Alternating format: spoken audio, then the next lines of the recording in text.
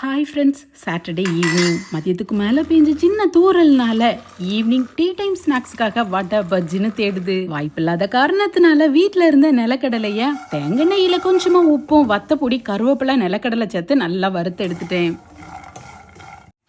கொஞ்சம் கிறிஸ்பியா வாய்க்கு டேஸ்டா காரசாரமான ஒரு ஸ்நாக்ஸு.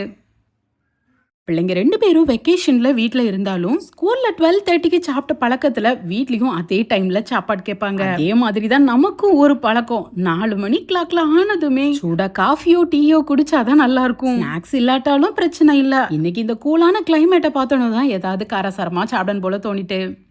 லாஸ்ட் வீக்ல 2 டேஸ் ட்ரிப்பா நாங்க வெளியில போயிருந்தோம். திடீர் பிளான்னால நைட் டைம்ல இங்கிருந்து கிளம்பி காலையில சேலத்துல போய் ஒரு கல்யாண ஃபங்க்ஷனையும் அட்டன் பண்ணிட்டு லஞ்சையும் சூப்பரா அங்கேயே முடிச்சிட்டு சேலத்துல இருந்து ஒரு 30 கிலோமீட்டர் தூரத்துல இருக்கிற ஏழைகளின் ஊட்டியான ஏற்காடுக்கு போயிருந்தோம். அங்க போய் கொஞ்சம் இடத்தையும் விசிட் பண்ணோம், ஜாலியா என்ஜாய் பண்ணோம். அது மட்டும் இல்ல, ஏற்காடுல ஃபர்ஸ்ட் டே போனதுமே நைட் ஸ்டே எங்க பண்ணோம், எப்படி இருந்துங்கிறத மொத்தமா ஒரு லாங் வீடியோவா உங்க கூட ஷேர் பண்ணியிருக்கேன்.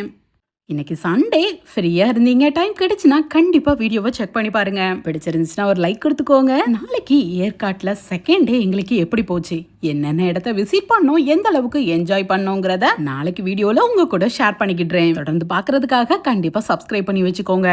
சுட சுட காஃபியும் வறுத்த கடலையும் சாப்பிட்டுட்டு கொஞ்ச நேரம் வெளியில வந்து உட்காரலான்னு உட்கார்ந்துருக்கேன். வெளியில வந்தா மட்டும் நேரம் எப்படி போகுதுன்னே தெரியல.